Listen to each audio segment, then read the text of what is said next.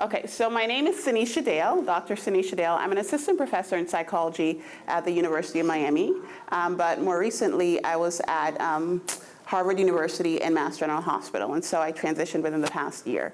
My work really centers around health disparities and thinking about the intersection of mental health and physical health, and primarily stressors such as trauma, discrimination, stigma, gender-related stressors, homophobia, and how that relates to putting people at risk for different health conditions, and also effective coping mechanisms. So right now at the University of Miami, I am conducting a small RCT comparing treatment for Black women with HIV to a control condition, and the treatment basically tries to enhance coping around discrimination and stigma to really enhance their medical care and them taking care of themselves. So the title of today's talk is Using What We Know from Evidence-Based Interventions or Approaches to really assist children and adolescents who are coping with marginalization, oppression, and discrimination. And just as a side note, I was actually trained in working with both children and adults, although my work tends to be mainly in adults now. So what are some examples of groups who are marginalized, who are discriminated against, who experience oppression on an ongoing basis, be it microaggressions that might be more subtle versus more large-scale adverse events that they might experience? And that's a question, by the way. So what are some groups that you might traditionally think about when you think about marginalization or oppression? Sexual minorities, gays, lesbians, that sort of collective. So LGBTQ. And sir, in the back, did you say people of color? I hadn't heard you clearly. Yes, People of color. What are other targeted or marginalized identities? Immigrants. Immigrants, yes. Others that come to mind? Women. Women, right? So based on gender. Yes. People with disabilities. Yes, ableism, so people with disabilities. She took my answer, but... She took your answer? I was going to say the elderly. The elderly? Yeah. Yeah, so you guys have really shouted out a lot of the main categories. And I'll be providing some basic stats initially in terms of, children and adolescents and the percentage of them that might carry or identify as such and therefore might be exposed to discrimination or different forms of oppression in their lived lives. But before we move on, I wanted to make a note. Although I'll be talking about these stats in a way that separates them, these are not mutually exclusive groups, right? Many people live with intersectional identities where they're living and experiencing marginalization from multiple angles and not just one. So we all may know the breakdown of the racial demographics in the US, but I just wanted to point this out really quickly. So we know that at the moment, the US is around 62% white or Caucasian, but the second largest group are Latinx or Latinos in the US, followed by African Americans, and then followed by Asian and Pacific Islanders, and individuals who identify as multiracial, and then Native Americans. And when we think about it in terms of children, one thing that, again, given the work that many of you are doing in schools or in community settings, you might be aware that when we think about the future years to come, or even from a political standpoint, if you watch CNN a lot, they're always talking about the fact that there will be a shift in the demographics of who's the majority in the next decade, right? So when you look at these stats, when you look at these stats here, you'll notice that by fall of 2016, they're projecting that only 45% of racial and ethnic individuals in terms of who are enrolled in public schools will be identifying as white. So only 45% will be white, but then you'll be seeing a growth in terms of Hispanic and Latinos, which will be about 29% of children who are enrolled in public schools. And there will also be a minor growth in terms of Asian Pacific Islanders. So I think that really begs for the conversation to be really around how are we then going to use the strategies that we know to effectively serve these populations that are not the monolithic communities that stereotypically might be assumed when we're either developing, disseminating, or engaging people in treatment. Another targeted identity that's less talked about but has a large intersectional piece is really around poverty and socioeconomic status, right? There are many ways in which people's lives are negatively impacted, or they're othered or treated as others based on what socioeconomic class they come from. And when you think about poverty, despite the fact that we're a lead and developed nation, there are a large amount of children who are actually living in poverty in the US. So it's approximately 18%, in terms of children who are living in poverty in the US. And when you think about how poverty impacts individuals, it's not necessarily equal across all racial and ethnic minority groups. So the graph that you're looking at here is really kind of looking at segregation and how that might impact people's lived experience, irrespective of whether or not they're actually middle or high SES. So if you look here, for instance, this is telling you the average neighborhood poverty rate by race and ethnicity. So when you look at poor households, the white individuals are living in neighborhoods that are about 12.9% poverty. But for Black and Hispanic individuals, they're living in neighborhoods with rates of poverty around 20%. That is not so surprising when you're saying, okay, poor households are living in poor or low income neighborhoods. But when you look over here, that's when a lot of the disparities come up. So here you have the fact that despite being affluent, making over $75,000, you have Black and Hispanic individuals who are living in neighborhoods with a higher percentage of poverty, right? So the idea being that even though someone might, within their nuclear family or in their household, a child might belong to a family that's doing economically better than someone else in their racial group, they might still be having experiences that would marginalize them based on the poverty concentration in their neighborhood. Right? And we know that poverty is related to lack of resources, but also things such as more frequent policing or things of the sort. Another group that's marginalized within the US is really when we think about religion.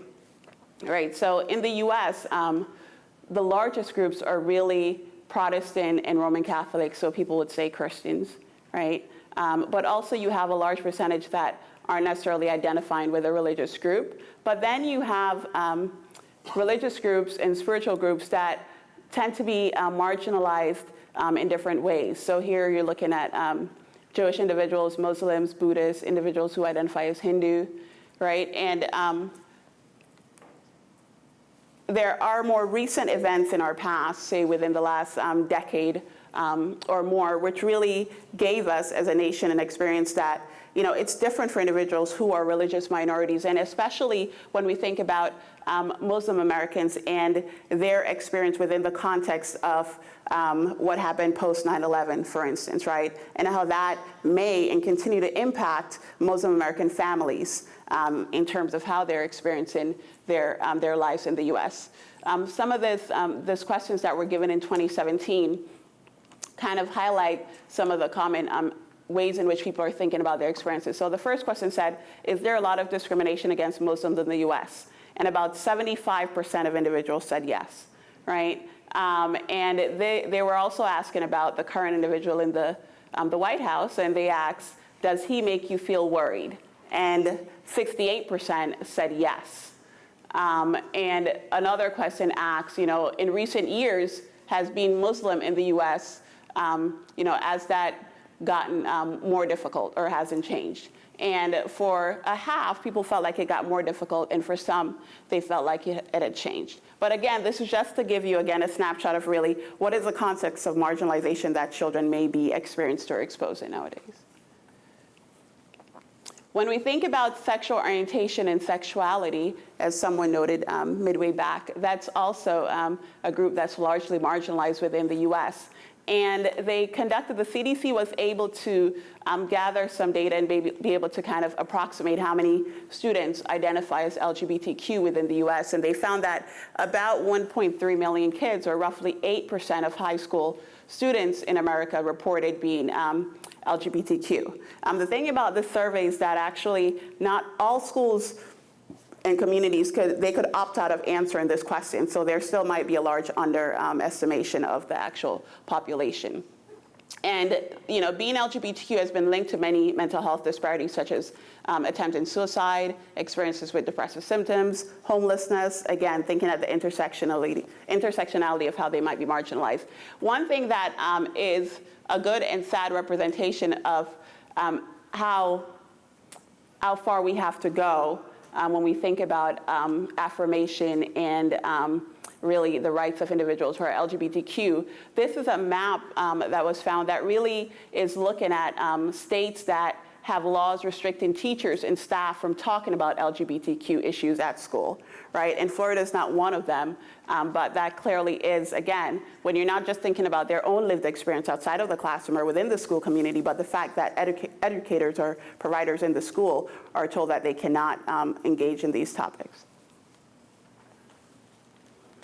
Language, and again, a huge intersectionality, but individuals can be marginalized based on the language they speak, right? There are a lot of different ways in which children might be told or assumptions might be made about who they are, what their origin is, what they're capable of, the level of their intelligence, et cetera, based on what language they speak. And this map on the side this graph is basically showing the number of languages that are spoken in a number of large metro areas. And the first one here is New York, which is close to 200 languages that are spoken within the New York area. And if you go all the way over here, it's Miami, and Miami is a little bit below 150. So again, to echo the point that many children and many individuals are really exposed to multiple languages. When we have multilingual children, what does that mean for their experiences around marginalization? One of the last ones that I'll be touching on is really around immigration, and I believe someone in the back brought that up. So the first graph here on this end is really kind of showing you a glimpse of the immigration pattern within the US. And when you get to 2010, the colors have shifted because the immigrants are coming from different nations largely. So prior to then, the majority of immigrants were coming from Europe, but within recent times, it's been from Africa, the Caribbean, Latin America, Asia, and Europe as well. But you could see much more representation from these countries here. To the right of that, this graph is really giving a quick glimpse at the proportion of individuals who are legal and illegal within the US. And what I want to point to here is really the age distribution. So if you look at the age, it goes from 0 to 4 up to 75 and older. And you're seeing the black represents children, and you're seeing that, not children, the black represents illegal, and you're seeing that really individuals who are identified as illegal immigrants or have an undocumented status, I should say, really are younger. So again, what does that mean for children and adolescents who have undocumented statuses, right?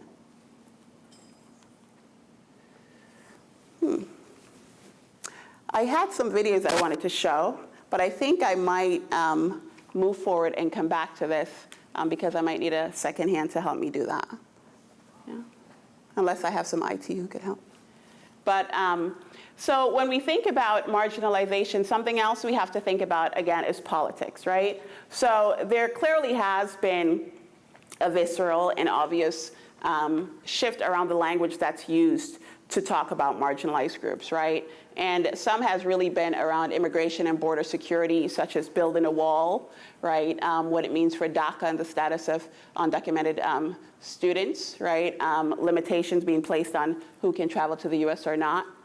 And this is having a large impact on how students feel in terms of their safety within schools. So this quote right here, taken from a survey, says, "This year there are scared, stressed, and in the need of reassurance and support from teachers. Muslim children are harassed and worried. Even native-born African-American children whose families arrived here before the American Revolution ask about being sent back to Africa.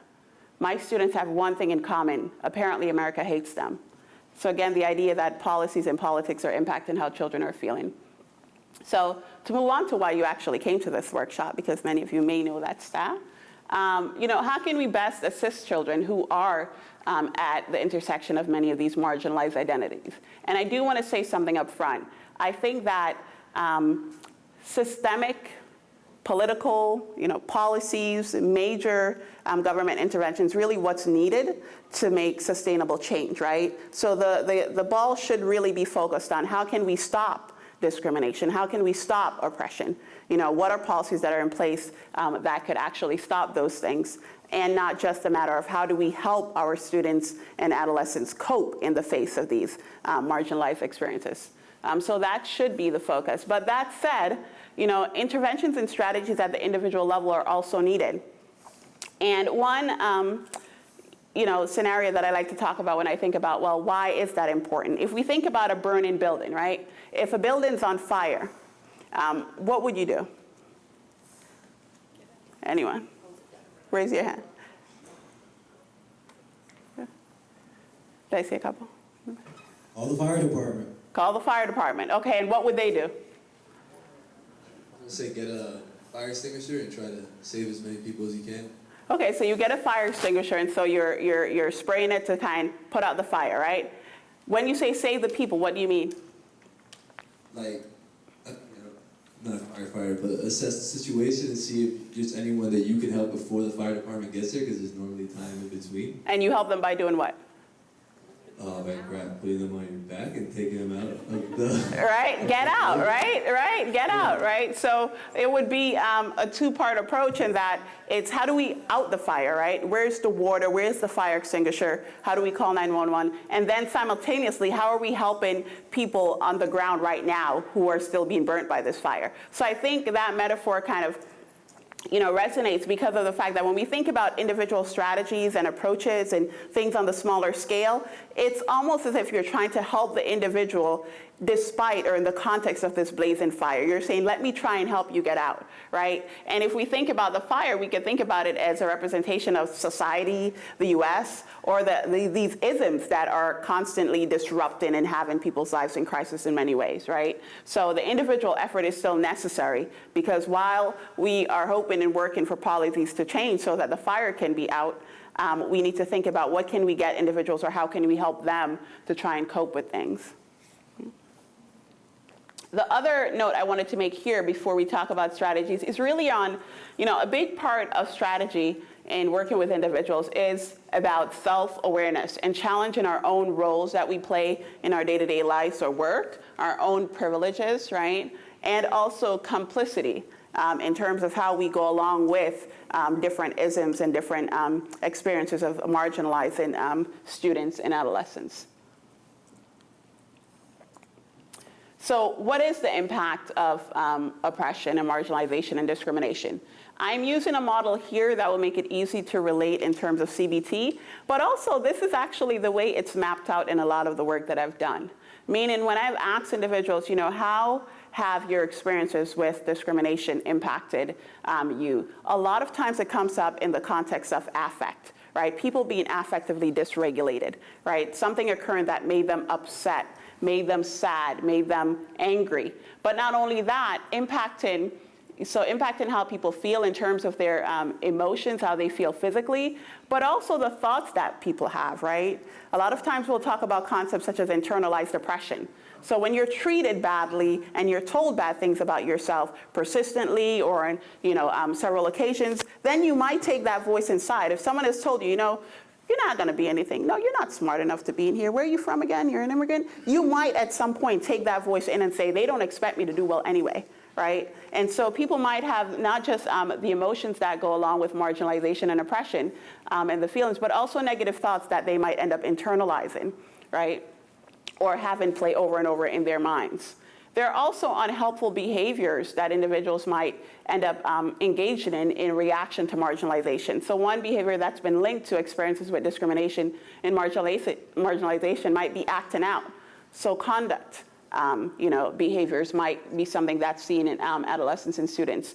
Also substance use might be something that's seen. Again, a way to try and avoid and numb out the different negative experiences that you're having. I put up here in a big circle invalidation because when we're thinking about marginalization and oppression, it is invalidating, right? It is not saying you can do this, you're capable of this, you are inherently worthy of this, right? It really is about what you can't do, what you're not, right? And so we really have to think about the fact that these experiences are invalidating. And so then what should our strategies look like and how can they be done in a context that's more validating, right? So CBT, how many individuals in here are trained in CBT? Or it's kind of their go-to? Yeah, I love CBT. So, cognitive behavioral therapy really has a lot of evidence base in terms of helping individuals to cope with different issues, be it around trauma, depression, anxiety, conduct disorder, parenting, et cetera. It runs the whole gamut. And the thing about CBT is that, as we just talked about the fact that marginalization and those experiences can really impact people's thoughts and feelings and behaviors, CBT gives us a way to really help individuals, one, become much more aware of how these things are connected for them, so having a lot more psychoeducation around these things, and then give us strategies to really help individuals to think these things through, right? So the idea is that we have our feelings, our behaviors, and our thoughts, and that they're all connected and they all impact each other. When it comes to feelings or what we experience emotionally, this might be harder to say, turn off, right? So if I'm angry right now, something just happened and I'm angry, it's hard to say to myself, don't be angry, right? But it might be more feasible for me to think about what is the thought that I'm having that's making me angry and try and intercept there and make a difference there. Or what is the behavior that I'm engaging in when I'm angry that's even making the cycle worse, right? So suppose when I'm angry, I'm taking things or I'm throwing them, that's only gonna make me think, oh, look what I did, I couldn't even contain myself, right? That's probably gonna create a more cyclical approach. So usually we try and really go at the behaviors that individuals are engaging in and the thoughts and really think about how do we go there and do some work to help individuals. I put the word affirming up here, and you can see that I have caution when it comes to thoughts. And I'll flip and show you guys a page next. But basically, it's the idea that if we're thinking about the fact that marginalization is invalidating, then we really, again, need to be thinking about, if we're thinking about approaching thoughts, right, are the strategies or the alternative thoughts that we're giving individuals to use, are they affirming, right? Because some thoughts that we might challenge might actually be negating or negative. So, for instance, would anyone like to share an experience, and it doesn't have to be, would you like to share an experience that had to do with an instant of marginalization and a thought that went through your mind? Anyone? I mean, it's a quite silly experience, but I live in Ecuador, so I went back home after studying my master's, and I have this haircut. I have like a part of my head shaved, and we went to the same club that we used to go with my friends from before the master's, and there was a delay in the entrance, like they always play like hard to get, like, okay, let's wait for this. And then my friend was like asking, what's the delay? Why are not inside?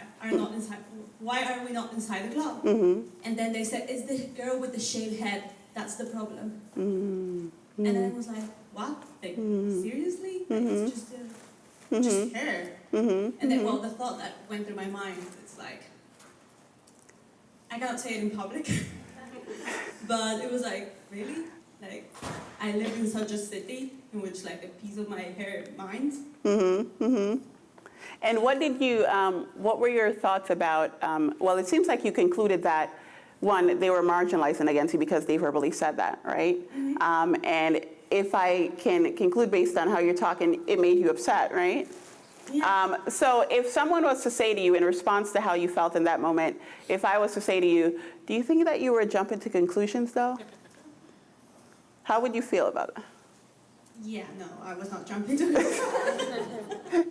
Yeah, right? And the reason I say that is because, again, when people have marginalized experiences, they're negative experiences, right? But they are valid experiences. They're not irrational feelings or thoughts that people are having. And a lot of times when we talk about CBT, we could talk about, well, what is the thinking trap or what is the irrational thought that someone's having? And we really have to be careful of that because then we can be that invalidating character in that moment, right? We are not affirming someone by questioning whether or not their evaluation and their experience of being marginalized is actually accurate. But again, a lot of times when we're trained, we get to think about how can we counter some of these jump into conclusions or thinking the worst. This was pulled from, some of you in the room may recognize some of these, but they're pulled from the Unified Protocol. So it's a protocol that's used to treat different emotional struggles, and it's been applied both in adults and adolescents and children to deal with transdiagnostic issues.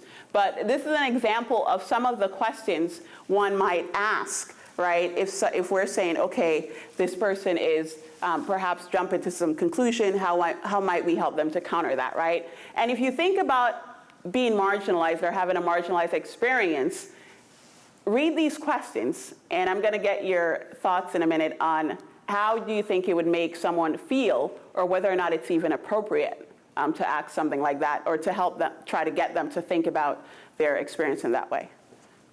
So take a minute and read the questions that are there. I'm sorry. Oh. Let me know if you want to play a video. Oh, okay. Okay. And then, okay.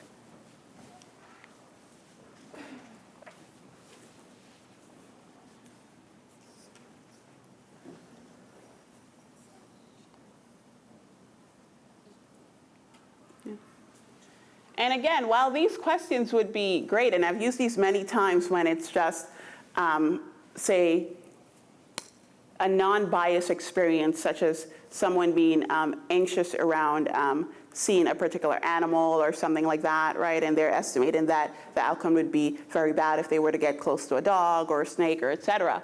And they can be useful in that context. But when we think about marginalization, they could be damaging. So what were your reactions when you read these questions and think about, there are two people in the back. So. And then, yeah. Specifically looking at number 3, like you ask someone what evidence, and they could give you a whole book of evidence of how their people have been marginalized, and that it's probably not going to go well for you.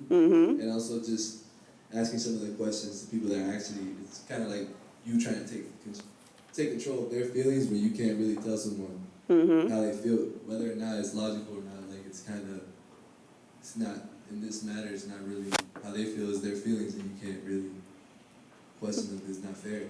They're allowed to feel how they want. Someone over here. As I was reading the questions, in my mind I was kind of using like a tone like, how do you know for certain? And I would think if somebody would ask me a question like that in that manner, especially if I was feeling marginalized, like I would feel very put off, not want to continue the discussion. Are there any other hands I saw over here?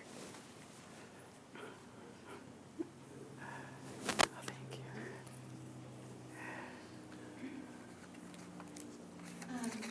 I was looking at question number 9. Is this really so important or consequential? And thinking about how being asked that question could be really invalidating, especially if you're someone maybe not coming from a similar background that has an experience. Exactly. You know, a lot of these questions go at that tone, or something that people tend to say in lay settings. Oh, are you sure you're not being too sensitive? Right? Right? The minimization, again, the invalidation. If we look down here, take a look at these questions. Because if we thought that someone was thinking the worst in a scenario when they're marginalized, these might be some of the questions that traditional CBT would have said, that's what we do, right?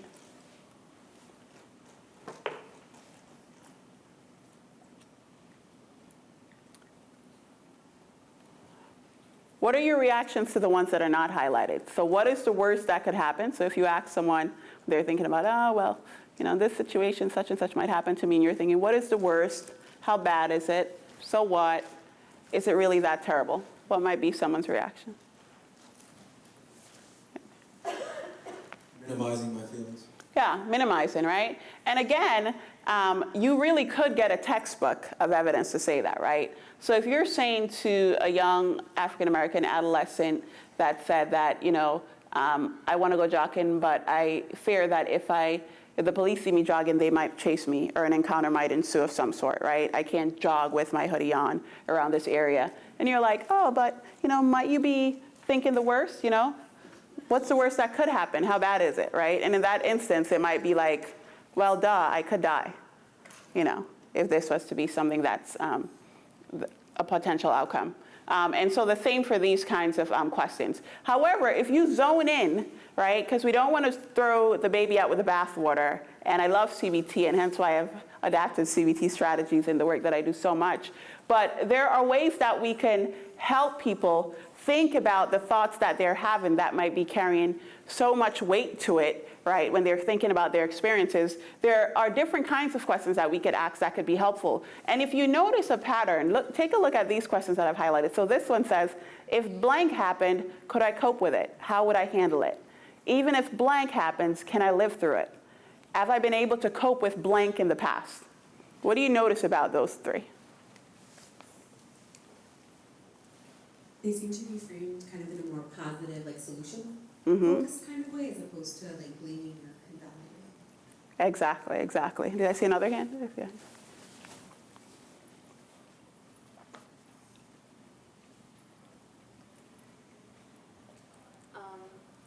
Those questions are helpful to have the individual identify their own strengths. Exactly. So when you're asking, could I cope with it? How would I handle it? And then also, have I been able to cope with this in the past? This is really trying to get at coping strategies, right? And adaptive coping strategies, and less about pathologizing, invalidating, or making it seem as if individuals are being insensitive by thinking the worst, or jumping, and they're not thinking the worst, or trying to say that individuals are jumping to conclusion when they're saying that they're being marginalized and they're experiencing it in a visceral and wrong way, right? So here, what I've pulled out here are some thoughts that I try to advocate or encourage in the work that I do. And a part of it actually came from tons of interviews I've done with Black women who are HIV positive, talking about their experiences around marginalization that started in childhood. So for a lot of these women, they were able, because of generationally in their ages, talk about times of segregation and what that was like and what coping strategies they used and what were things that helped them to kind of cope and deal, and then particular thoughts that were helpful for them as they go on. And also thinking about the literature, when we think about things that have been shown to be adaptive or useful for individuals who are marginalized in terms of coping, some of those behaviors that we might then encourage are really around seeking support, right, from similar peers, right? Many marginalized communities also have a collectivistic or spiritual approach that might be beneficial in helping students or adolescents in coping with these things. Another is to, it would go beyond the therapy setting or the school setting in some context, but really trying to find, create, or refer adolescents and children to groups or programs that are empowering, right? And might get them around peers that are similarly marginalized or at the intersection, so that they could kind of visualize and actualize their power together. Another is really around enhancing pride. So how at the beginning I said that marginalization invalidates, right? Helping someone develop a sense of pride and joy in who they are and their marginalized identity is a way to counteract that invalidation. Also, in terms of books and literature and film and everything else that we could do, this is a way that we could help or encourage students and adolescents to really engage in behaviors that's going to help them buffer against some of those marginalized experiences they had. I've been seeing a lot of social media efforts to fundraise for students to be able to go see Black Panther, right? And for some people looking out kind of be like, whoa, this crazy is crazy, and people really want to take all the kids to it. I mean, honestly, I have to kind of fess up. My daughter's 3, and so there are many counterpoints of why you shouldn't take a 3-year-old to see Black Panther, but we were there. And she was like, they are fighting, Mama, and not in a scary way, but like, wow, look at that woman. And I was like, yeah, that's a warrior, Mom. And so we have to think about where are ways based in terms of the media and social context that we can encourage kids to find things that validate who they are and reinforce who they are, because marginalization tries to do the opposite, right? And also thinking about ways we could help children to find avenues to engage in activism and advocacy is important.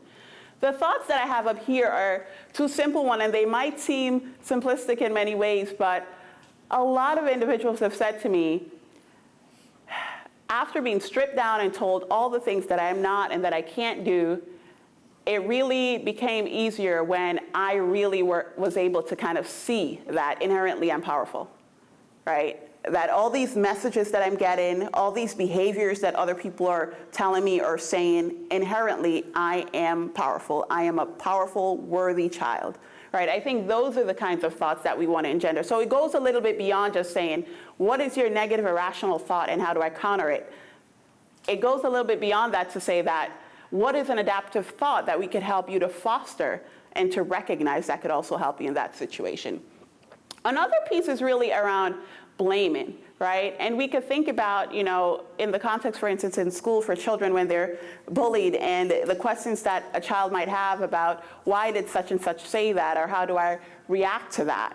And I'll share another personal clip, but I remember once my son, a couple years ago, he came home and he said, and I won't say her name, but a classmate said to him that black is not beautiful. Right? It's not a beautiful color. My son is dark skinned. He's like, Mom, why did she say that? She said black's not a good color, and da da da.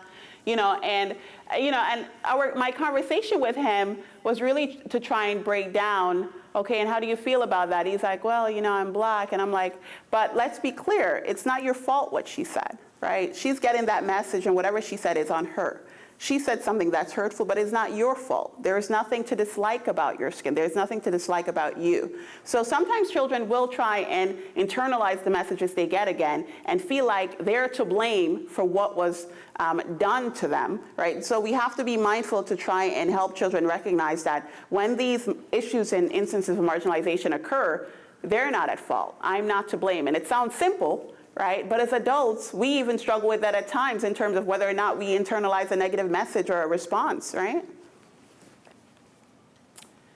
Another thing that CBT gives us beyond the three component of thinking about thoughts, feelings, and behaviors is really about contextualizing things, right? And so the ABCs of CBT, where you get to talk about what were the antecedents, so the trigger that happened, right, before you had an emotional reaction or a behavioral reaction, and then what were the behaviors that actually occurred in the middle, and then what were the consequences. The thing I like about this, and that's been useful in many ways, and actually we found this to be particularly useful in an intervention for Black MSMs that I was a part of at the Fenway Institute. And basically it gives people a tool to contextualize their experience. Because when something happens in the moment and a comment is made and you feel marginalized or feel discriminated against, it could seem like one big woof, right, of overwhelming experience, and you can't necessarily follow the chain of what happened and do I have a moment to even think this through and then decide what my behavior is going to be and what might be the potential consequences depending on how I choose to behave. And it's not about telling people that there's one way to behave or not.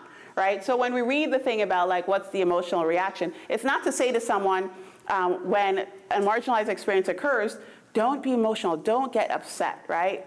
No, my anger might be valid, and in that moment I might choose to show you my true anger, right? In one moment I might strategically say to myself, you know what, there's something else I want in this situation, and so don't worry, I've made a note, I'm gonna find your boss, I'm gonna find someone else that could hold you accountable, right? So it's not that we're telling people that there anything particularly wrong with how they might feel in that moment. But what this gives someone is a way to kind of slow down the chain and say, something just happened to me, therefore I'm feeling this way, and I feel the need to behave this way. But let me think about what also might be the consequences and what's going to work in my favor in this situation, right? It's almost kind of the CBT version of, if I were to say to you, pick your battles, well, here are some tools to help you follow the chain so you could fight the best battle you want. Okay. Another evidence-based intervention or tools or strategies that I think is particularly good when we think about marginalization are some strategies from dialectical behavioral therapy. How many people here are familiar with DBT? Awesome. Okay, keep one of those hands up, and if you would be so willing to briefly say, what is DBT and how would you distinguish it from CBT? No one?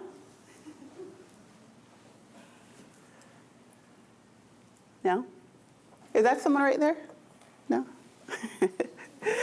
So the thing about DBT is that, DBT has a lot of very similar qualities as CBT. Except I think a big part of DBT that I love in particular when we think about marginalization is that DBT has tools that can feel much more validated. And I say that because DBT has modules on distress tolerance that is basically the idea that if you're in the middle of a crisis or a situation, right, what can you do to hold it together, to take care of yourself until that crisis passed, right? So the idea that people might not be able to switch a particular behavior in a moment or something of the sort, but they might be able to say, okay, how can I deal with this situation? How can I tolerate the stress of this experience that's occurring? And I think that can be particularly useful. So some of the parts of distress tolerance in DBT are, one of the concepts is around radical acceptance. And radical acceptance is really what I would say to clients. Sometimes it could feel like it is what it is, right? It's not saying this is a good thing and therefore I accept it, or I like this. It could be quite the opposite. Oftentimes, if you're in crisis and you're trying to tolerate distress, it's not something you like, but it's a matter of saying, okay, it is what it is, so that it takes the emotional load off your back for a second. It's almost of saying, I know that isms are real. I know that marginalization is real. I know that's something that is occurring, right? And that can be useful. I put something else in parentheses here, which is called critical consciousness, which is not a DBT term, but really a term from another walk of work, that really speaks to the idea of critical consciousness is really about having an awareness of systemic oppression, and it also pulls together the idea of collective action, right? So understanding the history, both socially and politically, of oppression, and then giving people the tools to be aware of how it operates, not just at the individual level, but at the systemic level, and then thinking about collective action. And I think it relates here because of the part around awareness. Right? A strong component of critical consciousness is awareness. And sometimes when you're radically accepting something, it might just be like, I'm aware this is happening right now, and it is. It is a fact that people are marginalized and that children experience isms, right? But critical consciousness also gives the part about collective action. Another part of DBT that might be useful is really around self-soothing.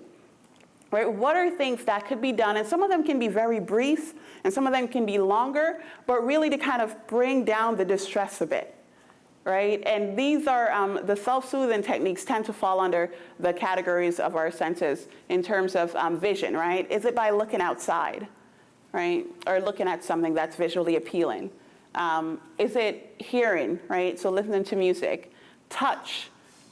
Taking a bath, or grabbing something that you could rub or hold, but some way that you could experience some sensation around touch. Smell, right? Smelling a flower, smelling something like a mint ball or something else close to you that you might like the smell of. Taste, right? Having a treat or something that you like. Another thing that can be good for distress tolerance, it's not good over the long term to say, I just want to distract myself all the time, right? Because you want to be present in terms of experience in life. But distraction can be helpful when it's a lot, when you've had a marginalized experience that is overwhelming, right? And distraction can be done through different things such as activities, right? Playing a game for kids, trying to find ways that they could contribute to a task or helping out with something. Trying to find things that will switch their emotion in terms of how they're feeling. So if you're feeling upset, trying to watch a funny movie, or for some people actually, they're feeling upset and they watch a horror flick. I'm not a horror person, I freak out right away. But for some people that will help to change their emotional affect if they watch a scary movie. And also trying to put away the negative thought, right? Finding a way to either write it down on a piece of paper and throw it away. And also doing things cognitively that distracts you in the moment. Like, for instance, if I was working with someone and for a minute they were overwhelmed in session, I might say to them, let's take a minute and do something that would help you to kind of distract and soothe. And I might tell them to actually look up and count the amount of lights that are above you, right? Or I want you to look down, if there was a pattern on the floor, and count those, right? Or do something in your mind that involves counting. Say the words of a song. So here I'm getting at something else that I think is crucial when we think about individuals coping with oppression in children. And it might seem simple, but living in the context of oppression or marginalization is depleting, right? When we think about a battery, it drains a battery. I mean, there's so much literature to link to how much it's related to for marginalized groups, be it suicidality among LGBT, depressive symptoms, right? Conduct, struggles with conduct issues. It's just anxiety. It's linked with a lot for young children. And so it depletes the battery, right? And something that can help to actually charge someone's battery might be really having an emphasis on moments of joy and self-care. There are so many ways in which we have necessities that we need to fulfill, or we try to get kids to fulfill, be it you need to do your schoolwork, you need to do this on time, you need to show up here, you need to be engaged. And sometimes there are less moments for them to just be, right? And to experience joy and to feel like they're just embracing life. And I think we really need to do that much more, you know, so that kids can actually have a much more charged battery for when they enter these contexts that they then have to face marginalization or cope. And when I was writing this, it reminded me of a hashtag, but that some of you may not seen, but thinking about when people will say, you know, Black boy joy, right? That really is about the idea that Black boys aren't necessarily given many moments and spaces to experience joy and to embrace their self-care and their just being, right? So that joy is a replenishing experience, and it's something that should be allowed and not pushed away, right? So as much as we could think about ways in which we could emphasize and give moment and space to the joy and self-care that kids need is really important. Now, before I say thank you, I want to back up because I think there are a couple of videos I wanted to show really quickly. And the reason I want to show these videos is we could talk, and I could talk about these things and share examples, but sometimes it helps for our memory to really have some visual that's from someone with a lived experience around certain marginalization, right? So if you could help me, I'll show you guys these clips real quick. I'm from Haiti and Nigeria. Like 3 things, like I'm Dominican, Puerto Rican, and Black. I'm biracial. I have an African-American father and an Irish-American mom. My name's Lamine. I'm Muslim.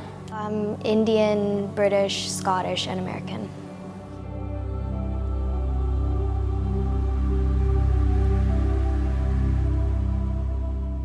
My parents are from Venezuela, and I was sharing like one of the foods that we eat, and then I got made fun of. They were like, "What is that? Ew. Oh, ew, what is that?" And like I cried because I felt like, oh, there's something wrong where I'm from. Like maybe like it's bad. Like I'm different. I am an African-American adopted girl, only child, and I live with my 2 dads. I remember when I was younger, I went with my family to a restaurant, and they made us pay in advance just in case we didn't pay afterwards, and that was kind of upsetting. You start to notice that people are different, and you have comments, they might be racist or they might not be, but by the time you get older, you know that it is racist and you should stop. I feel a little scared about if I, just walk down the street, cops might just think I'm doing something bad, and then if I try to explain to them, they won't listen and then just start beating me up and doing terrible things to me. I think there's like this anxiety that kind of comes with being biracial, like that kind of eats away at you, like almost like you have to prove yourself like that you're one or the other. Like, for example, like I hear the phrase, "You're not Black," all the time. People sometimes think that I'm supposed to talk ghetto or whatever that is. Oh, she's uneducated because she's African American.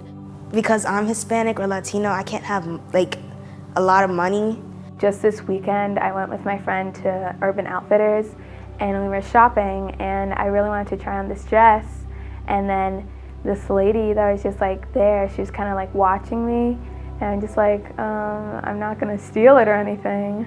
I think white privilege is the idea that in your everyday life you're getting treated differently and sometimes with more respect, or people just trust you more, or they have certain expectations of you, like you might be smarter or you might be wealthier because you're white.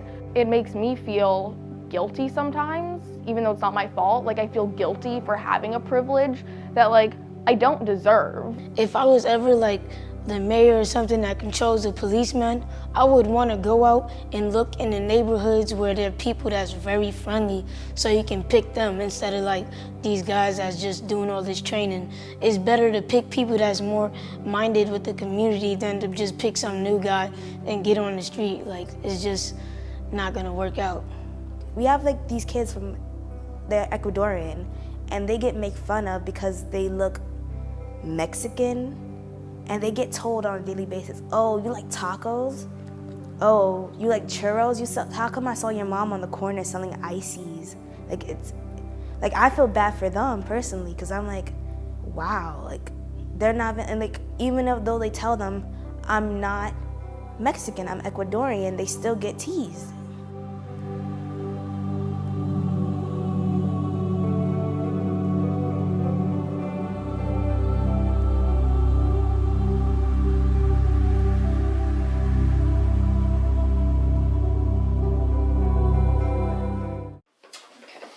Are you ready?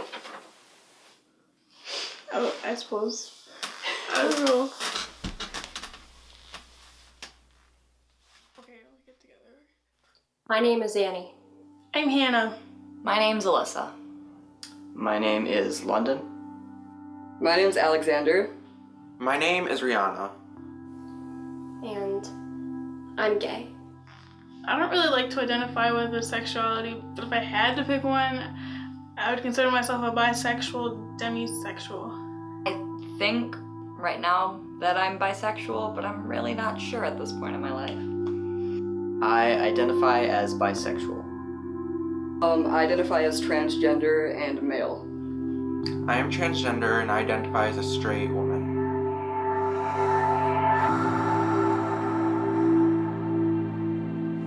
Growing up, I never really had anyone tell me that there were gay people. I never knew that gay people even existed.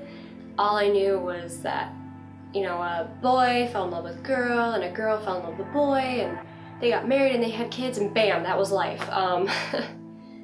So in 5th grade, you know, I started to realize that I wasn't like everyone else. I had different feelings than other people. And, you know, so I knew I was different. I had no idea how. When I was in 7th and 8th grade, I had a huge crush on one of my female friends, but at the same time, I had a bunch of little crushes on boys all around. And that was kind of the first signs of that, well, basically that I wasn't straight completely, but it really took me until I was older and in the past few years to really understand what it all meant. I first realized I was trans a couple years ago when I just found the word online and realized that I also identified with it, and that's just it just kind of explained everything that's been going on in my life. But I first realized I was different, I guess, when I was a lot younger, and I started just doing and wearing more like masculine clothing and like playing with masculine toys. It was mainly when I was in probably 2nd grade. I would always tell my mom and dad, Mommy, Daddy, I'm a girl. There was nothing else like but that. The people who I have come out to so far have been mostly really supportive, except for one person. One person told me that she hated me. She told me that my life was disgusting. She called me a pervert, a freak, a monster. A monster is the one she used the most. And what's even worse about that is that that person was me. I would say the hardest part about being like not the norm or whatever is that I was worried about what my family would say and how they would feel about it. I've never heard any hateful comments directed specifically at me. I have lived around a family who's extremely hateful toward the LGBT plus community, so growing up and hearing that sort of thing really made me feel insecure about who I was and about the way I felt, and that those feelings weren't real, they didn't exist, and if I just push them down long enough, they'll go away. But they don't go away, and it was hard coming out to that side of the family, but it's definitely worth it. Hi. Hello. I'm not really sure how to, I guess, ask the question, but Say it. I work with primarily Black youth, and some of the feedback that I sometimes get is like I have to break through a barrier. Again, I'm assuming the marginalization that, you know, I can't kind of relate to that. I do have some Hispanic students, which I've noticed in the past 3 years I've been working with them. It's like a time saver.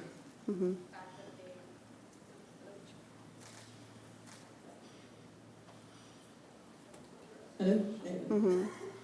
So I guess, have you seen that? Do you see any differences? Like, have you quantified it or seen it? I will say this. I think that it does take time to build rapport, right? Or to build alliance and relationship. But it is true to be said that sometimes having counselors or therapists or individuals who are racially diverse or match might initially break down a barrier for individuals to open up. However, I've seen colleagues and individuals who've been able to do that work, but I think it's the approach, right? And I think that you might use this approach as well. But really, it requires a lot of humility, right? And a lot of using much more what I would think about as like, am I? And really kind of seeing the child or the individual as an authority on their oppressed experience, as an authority on the struggles they're going through, and saying, you know what, I don't really know what it is you might feel day to day, right? But can you help me understand, and help me understand how I could best help you? An analogy I used to use when I worked in the VA, I worked for several years in the VA, and I'm not a vet. I'm also not a male, and predominantly the individuals that I was treating for PTSD were men, right? And right off the bat in the first session, I would try and broach that right away and say, you know, I know we're not matched, right? Oftentimes it was not racially matched, gender matched, right? Age-wise, veteran status, and I would say, but I want to give you an example of a metaphor that might help you to understand how I want to work with you. You've climbed your mountain, or you're climbing your mountain in life. That might include being on the battlefield and doing other things that I haven't been able to do or walk, right? However, I'm on my mountain, right? I've climbed my mountain in terms of my own lived experiences in school and education and the tools I know. And even though you're on your mountain, sometimes my vantage point on my mountain can help me to give you tools and perhaps answer things that you might not be able to see. You might know that you're in the depth of a forest, but you might not know that, you know, a mile up there's something else there that I can see from my mountain. So sometimes it's about trying to be very explicit that I don't have your lived experience, right? In fact, I am privileged in an identity right now that you are marginalized in, but I want to learn from you, and I see you here as an authority in the work that we're doing. And I do think with youth, a lot of times it takes time, right? First, I'd like to thank you with the first disclaimer when you started in terms of, yes, we need to cope, but at the same time, when does it stop? So my pretty much comment, or I know that it might not be a solution into what I'm going to be asking, but it's as an immigrant. So coming from Haiti, and you've dealt with so many, you know, marginalization, you know, all Haitian have AIDS. People look at you and tell you, did you come from both? So you kind of cope with it in terms of, you know, do you have a problem going on a cruise? That was a way of transportation. So you kind of felt like, you know, as you're growing up and with more education, you know how to answer these and, you know, cope with it. But at the same time, recently, when you feel like, okay, that was targeted at you and, you know, your family and everything like that, but making a comment coming from leadership, the president, and then this is like the whole country. So you felt like I was okay, I could deal with that. Your question in there was like, you know, did it happen in the past? Yes, you've been dealing with it. So when does it stop? Because you felt like after that comment, everything came out again with the tools, resources that you have. And now you're dealing with these kids, and you're like, okay, what do I teach them? Cope? Stop? or it doesn't happen, act like it doesn't. So what do you do? Fabulous question, right?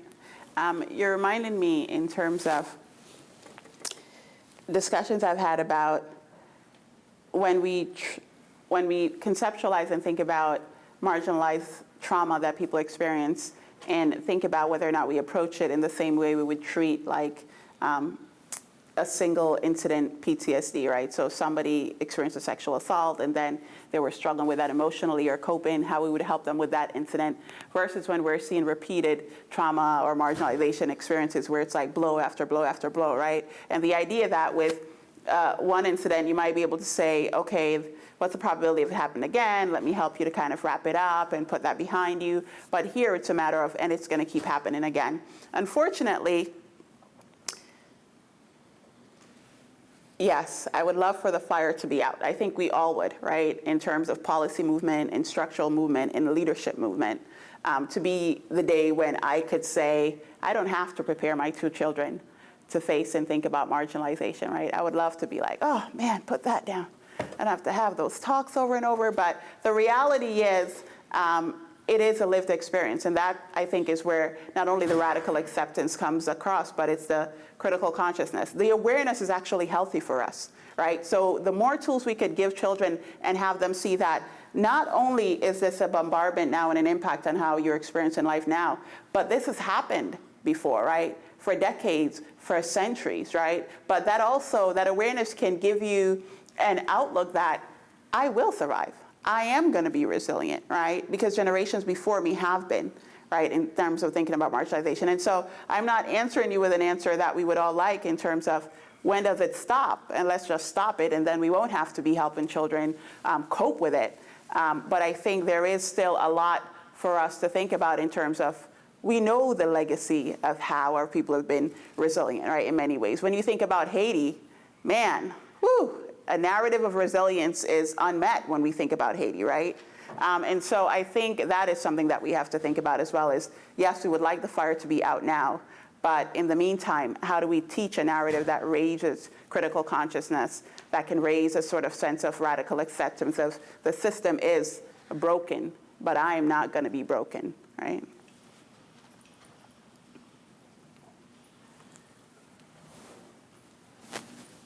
Back there. Let's see how it passes. I wanted to know your thoughts. I don't know if you ever delved into this, but I want to know your thoughts on music, movies, arts, and representation. I wanted specifically music, specifically rap. I wanted to know your thoughts on, because I know a lot of kids that I see.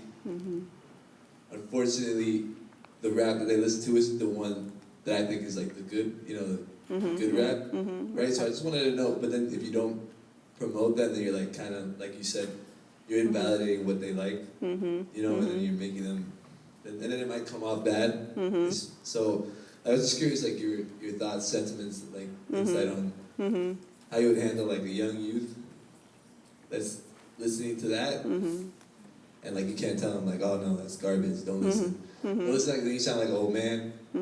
Plus, it's just then you're separating yourself from relating to them. And at the same time, I see a lot of good portrayals of what someone's going through in rap as well. So I was just curious if you ever talked to anyone about that. So music, yes, comes up a lot. So the thing about music and art is that they're never completely black and white, right? And I think, yes, when we think about not just distraction, but pride and everything, is that no one song is ever completely black and white.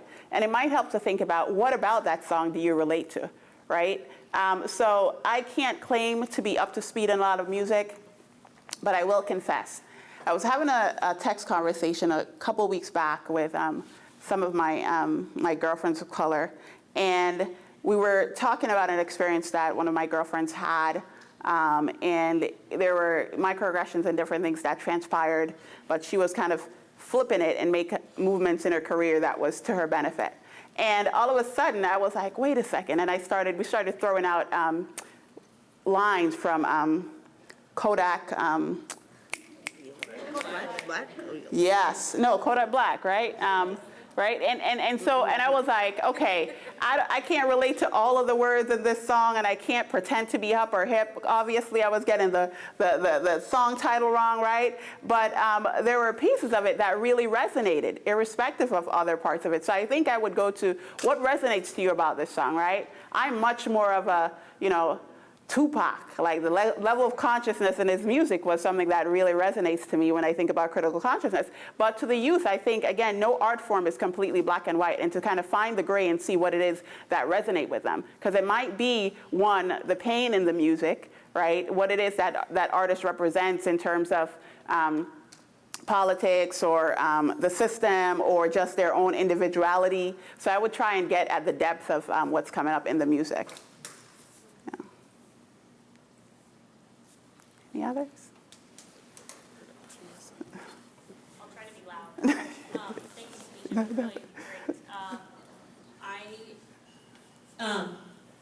Really great. Given that although I am a woman and I feel like, especially in this political climate, there are feelings of oppression at this moment. I don't feel like I have had that level of experience, and I really appreciated the mountain kind of picture that you can draw for clients with which you may not feel like you can have that connection because you haven't experienced that. Are there any other things that you can recommend like that to where I feel like I have a deep respect for it, I try to understand it as much as possible, but I'm not a person of color, so I don't know what that feeling is like over and over and over again on just a kind of monotonous basis. Is there something that you can, some way to help me as a clinician be able to express my respect for someone who has had to endure that? You said you don't have the over and over experience, but I bet what you have and you probably use is the over and over acknowledgement. And sometimes I think it just really comes back to consistently leveling that playing field and acknowledging your position versus someone else's position, right? And also allowing for there to be, I wouldn't say safety, because I think sometimes when we think safety, it's like everyone feels okay, and issues and conversations around marginalization don't necessarily feel safe, right? They could feel very raw at times. So I think the more opportunities to say it, I can't completely relate to your experience, As a white woman, I can't relate to that. As a woman talking to a man, I can't relate to you in that regard as a Vietnam veteran, but can you help me understand? Is it coming up as we're having this conversation, for instance? Like, I'll give you an example. I remember working with someone, and he had been a veteran in an African nation, and we were working around exposures and things that he tries to avoid, right? And I said to him, because we were talking about different triggers, right? And other than his deployment, he grew up in a majority white context, right? And it was a moment, and I'd always said to my clients, no matter what it is, we'll talk about it, right? No matter what it is we don't match on, we can talk about it, and we're gonna work through it. And there's so many things that you could teach me, right, as we're learning together. And so I said to him, I've never asked you this before, and perhaps I should have, but is sitting with me as a Black clinician something that is actually triggering for you in different ways when you're trying to recall this trauma, right? And it's a conversation that we were able to have. So I think as much as we could own those opportunities to say that I'm gonna call it out, and you could say, no, it's cool, had nothing to do with race, I'm not triggered by you or whatever, or you'll give someone an opportunity to be like, yes, it's a problem, I find it hard to talk to you around this, or this is something that's coming up for me. So I think as much as we could over and over again say it and own it in terms of the differences and the marginalization and the privilege, it will create a space where people will talk about these things freely. And also feel more connected in that it's coming from a place of you being genuine, right? Yeah, that's right. Coffee break, and I'll be here after, guys. My apologies. Hi, everyone. Thanks for coming back. I could tell you guys are really going hard because many people have had the opportunity to sneak out, but you're still here, so I appreciate it. That said, we're going to do a couple of things in the last half.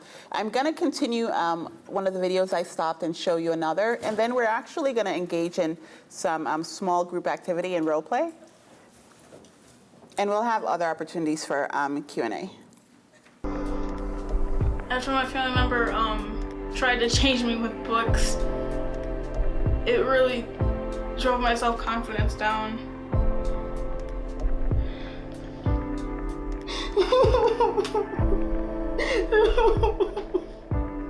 One time I came out to a couple of people and they didn't take it very well.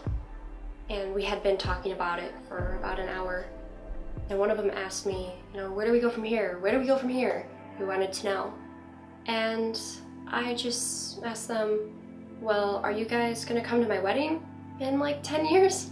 And this was the most random question that just popped into my head. And they couldn't answer. They couldn't answer the question. But if I had to give them an answer, if I had to assume what their answer was, it would be no. We're not coming to your wedding. Not because we don't like crowds of people. Not because we're gonna be busy in 10 years. Not because we don't have any money to go to your wedding. But because we don't love you enough to support you on your big day. And, I could have so many people tell me that, my sexuality is wrong and say names behind my back or spread rumors about me. But I think that having someone you love tell you that they can't accept you for who you are, or at least tolerate you on your wedding day, I think that that is the worst thing anyone has ever said to me. Coming out is like walking into the sunlight for the first time. It's like seeing something amazing and just not being able to handle all of it at once, but you have to. It's overwhelming, but overall it's such an amazing thing. It's hard, but the aftermath is so much better than being in the closet. It's great. I just want to tell trans people that you shouldn't care about what other people think, and it's gonna be okay. And like, no matter how long the wait is for transitioning, no matter what kind of part you are at in your transition, either like starting hormones or just coming out, it goes a lot faster than you think, and it's all worth the wait. Most people don't think being bisexual is a real thing. It's kind of a gray area between being straight and being gay, and so neither one of those sides really take us that seriously, even though it's a completely valid sexual orientation. You have the ability to make your sexuality your own because it is your own. Just because there isn't a label that fits exactly where you are doesn't mean you don't exist. It just feels really, honestly, it just feels really good to come out. And remember, there's always going to be positive reactions and there's always going to be negative reactions. I would pay attention more to the positive reactions and the negative reactions. No matter what happens, someone will love you, and even if you have to find them, even if they're not your family or even your closest friends, you will find someone that loves you.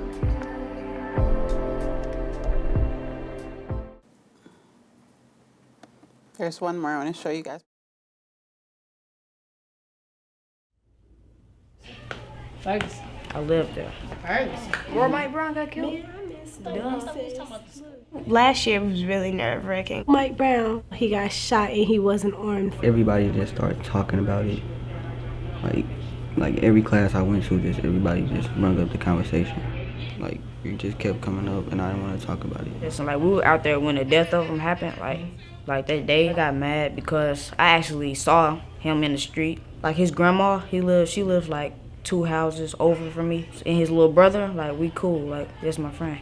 And his little sister, she's friends with my little sister. But he was left out there for hours. So I think it's because he was just black. Biased? I have no idea. I have no clue. Nope. Like people who stereotype people? Like stereotypes? I've heard it, but I'm not really sure what the meaning is. I heard it before, but... Like if they was wearing a cowboy hat, I might have thought that they were from Texas. Everything can have a reputation. This piece of paper right here, it has a reputation because if this paper is known to tear very easily, then people are going to say, oh, don't buy this brand of paper because it tears very easily. That's the reputation that that paper's company has. The most horrible reputation that we have about our school is that we're unaccredited and ghetto. Bias means to me now, like after all this,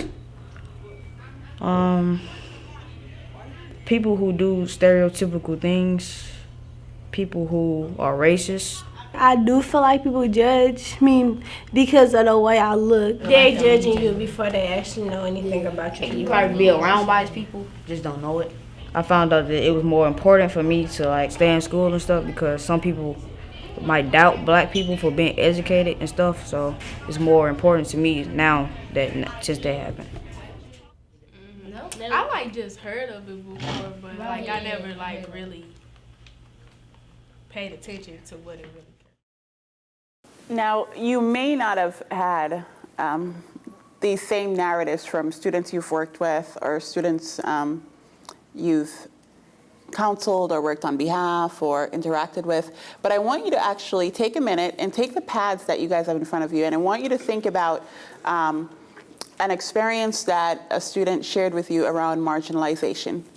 And if you could kind of write down either thoughts that they might have been having, emotions they were experiencing, and behaviors they engaged in, that would be helpful. You could either just jot those down or do it in the 3 circles. So one where you capture some of the thoughts that student might have been struggling with at the time, some things they ended up doing around that experience of marginalization, and some emotions that they shared with you. Okay, I think everyone wrote one down. Now, most of you are sitting next to a peer or someone close by, but if you're not, raise your hand and we'll see if someone else would be willing to move next to you. Okay, so I want you each to take a turn. Well, you're getting to know each other now if you weren't sitting next to each other, but then I want you to each tell each other about the scenario, and then we're gonna do a role play. For the scenario that you wrote down, you're gonna role play as if you're that student, and the person next to you, I want them to try and evoke some adaptive coping utilizing these questions that we have highlighted up here. Yeah? Okay. Does that make sense? Yeah.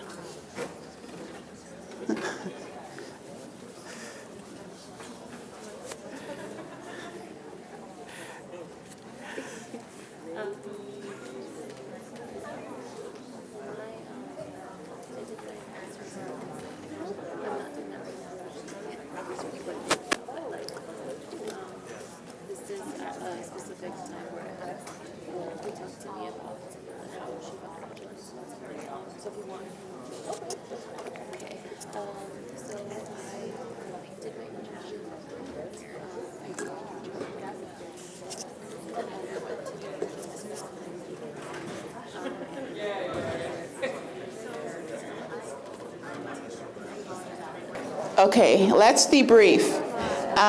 So how was it when you were playing the role of the therapist? How did it feel for people? And what did you notice? Anyone? And some of you are therapists professionally. But You asked me a question and I have a question for you, sorry. But, no, wait. So how about if you table... It has to do with me being a therapist, that's why. Oh, okay. Okay. So I realized, like, all right, what question was it that we were looking at? Like, even if it happens, blank happens, can I live through it? And if I'm talking about a girl who might get deported, like, and those questions are supposed to kind of be, like, empowering, wouldn't that make it worse if I'm like, all right, so let's say deportation is going to happen. Boom, already, she'd probably start crying, because I know her. And then, like, how can you get through it? Like, I don't know I'm just confused as to what it do as a therapist there. Or even the other one. Like, could you cope with it?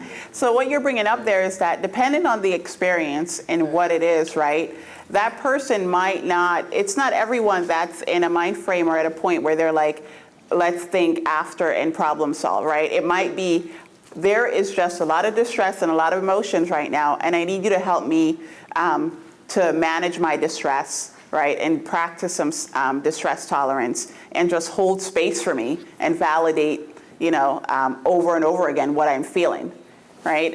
So I think that's part of it, that it isn't right away and not all the time for everyone that they might be at a place where they can problem solve and want to talk it through or figure out what if, right? It might just be that they're like, I don't know about the what if, but I know that this is horrible and I can't imagine what comes next. So I think it's a great point that you bring up.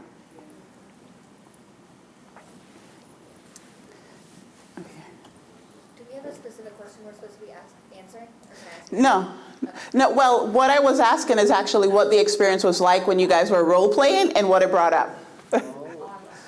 No? I have a question though whenever. Okay. Does anyone else have any? No? Okay, then we'll take your question. Go ahead. We'll be flexible.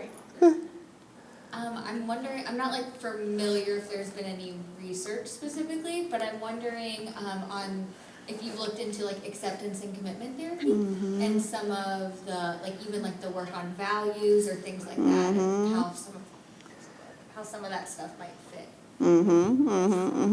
I think a lot of these types of questions around coping or adaptive coping also mesh well with acceptance and also mindfulness and value. So that's actually something that's come up a lot in the work that I do in terms of how helpful it can be to focus on what's valuable for you, right? What are the things that are important in your life, and then use that to kind of figure out how you respond in situations or how you negotiate things or how you manage your distress. So I think that those types of therapies would work well in some regard. Although I would say there still can be caution to some extent, right? In terms of it's part of it, and I want to, in part, acceptance can be good in one moment, but in the other moment, I might want to support you as a therapist if you decide that this is a fight that I'm ready to fight right now and it's all out advocacy, right? Yeah. Other thoughts that came up as you guys were doing this?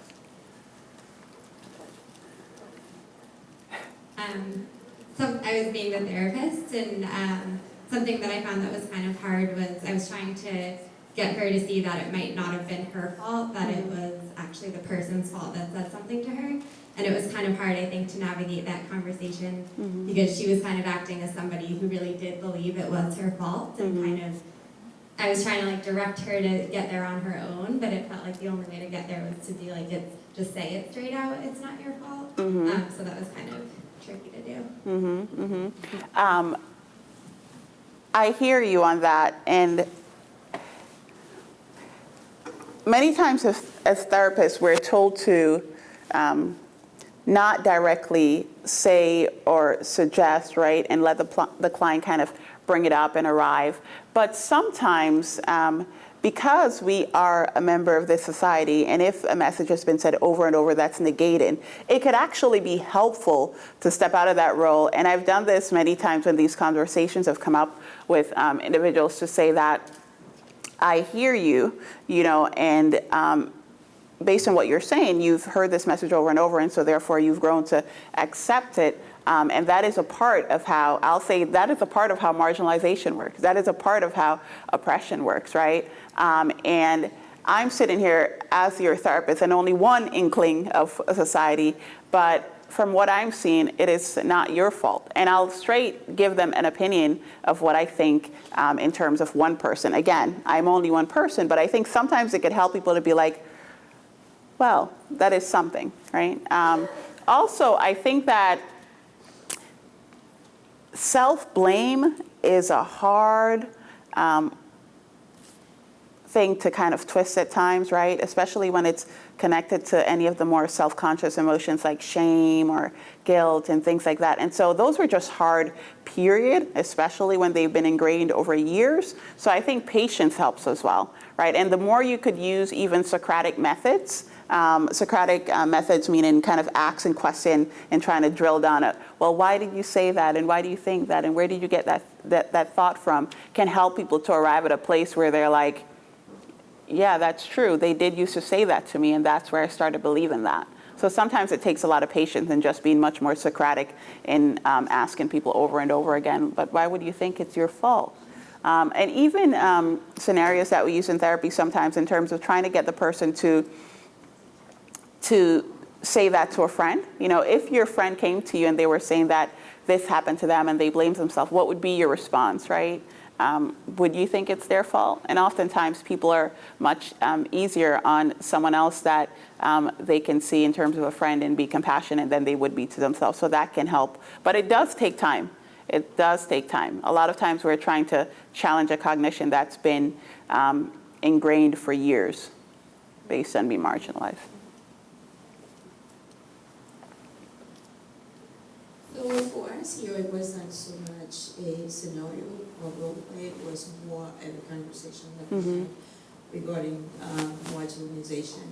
So because we are kind of clients who are coming up with small kids, adolescents, who are coming up with different issues in light of the recent comments that were made or being made by people. So when you have a kid in therapy that comes to you with feelings of worthlessness, or which of course bring about other thoughts of causing harm to themselves because they feel like I'm from this place and you are a person that everybody's listening to nowadays is saying I'm from this asshole place, and how do you even clearly the kid is aware of the implications of being from a certain place or the negative thoughts associated with being from a certain place.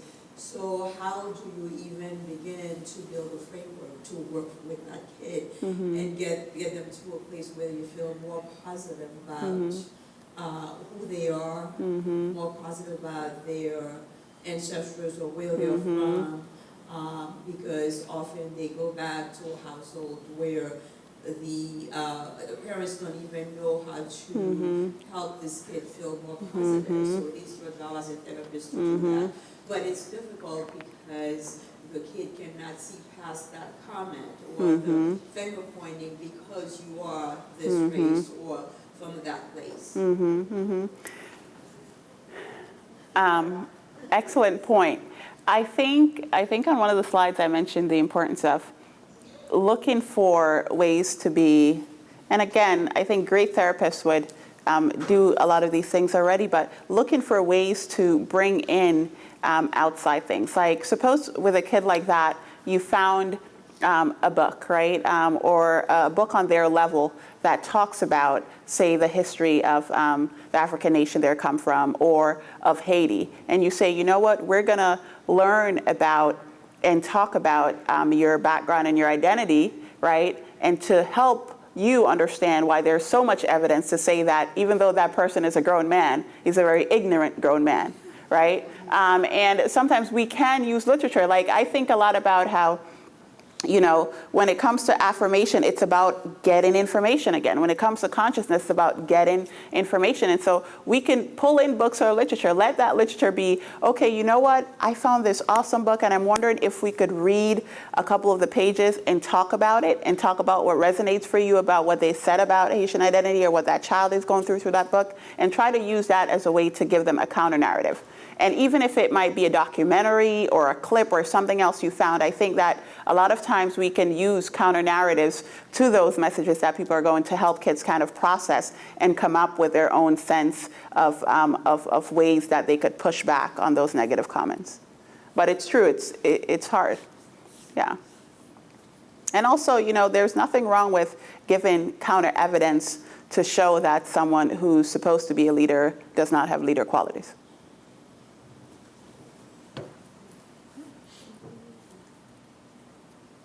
There are others? No? Okay, we are going to do a role play. I'm going to be the student, and that way it's not so much of seeing, it's a way to kind of give an example that we could all have that some wonderful audience members suggested, and I have an awesome volunteer here. And I will need a mic though. And she's going to be the therapist, and she'll introduce herself, and I'm going to be the student. Okay. And I have an issue that she's going to try and help me adaptively process. So let's sit up here. Let's see if it'll be easier for people. Do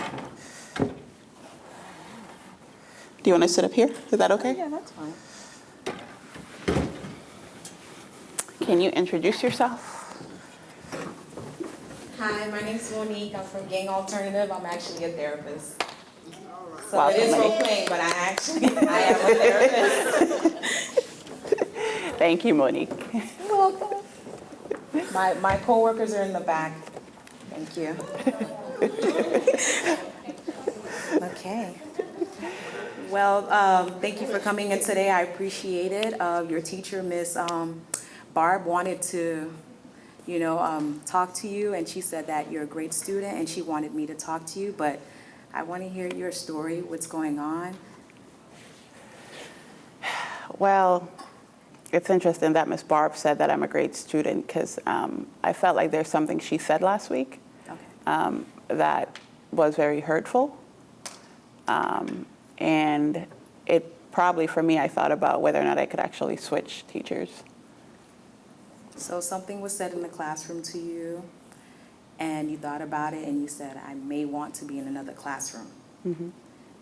Okay, and once again, I want to thank you for coming to talk to me and saying something, because it's not easy sometimes, and it takes a lot of courage, and for you to sit with me and start telling me what's going on, I commend you for that. Thank you. So I wanted to ask you what went on with your teacher, Ms. Barb. Can I ask you a question first, though? Well, if I'm asking you, you can ask me. But we want to make sure there's boundaries. We respect each other's spaces, and I'm able to answer. So I'm going to tell you honestly. Sometimes I may not be able to. Okay. I'm a student, right? And so Ms. Barb said that I'm coming to you to speak with you. Who's to say you're actually going to take my side? You're like one of the teachers. I can honestly say that I'm not here to take anyone's side. Everyone has a story. Everyone wants to say, their story, and they have the ability to do that. So I want to make sure what you say and what we talk about is between you and I. At the end of the day, it's going to be up to you to determine, if you feel that I took Ms. Barb's side or if I was on your side. But I'm here as a neutral person. I'm here as a supportive system, and I'm here to make sure that you feel comfortable and safe when you go back into the classroom. Okay. I'll buy it for now, I guess. So the thing that happened was that we were just doing some work in class, and all of a sudden we started vibing, like a couple of us, and someone was singing like a Nicki Minaj song, and we were like, hey, and we started dancing a little bit, and she came at us, and I think the way that she came at us just made me feel a certain way. She was like, wow, I thought you were smarter than that. What are you trying to be, a video vixen? And I just felt like, what is that supposed to mean, right? It sounded like you wanted some answers because you were doing something with your friends, and it probably brought great enjoyment. And you said a term that I haven't heard of. I'm so sorry. You said video vixen. Can you just explain that to me a little the girls bit? who dance on music videos. Okay, so they dance in music videos, and you were in the classroom, and you were dancing. How did you feel when you were dancing? I felt fine. You felt fine. And then Ms. Barb spoke to you and said? She thought I was smart. What am I trying to be, a video vixen? Okay. So after that comment was made, things changed? Yeah.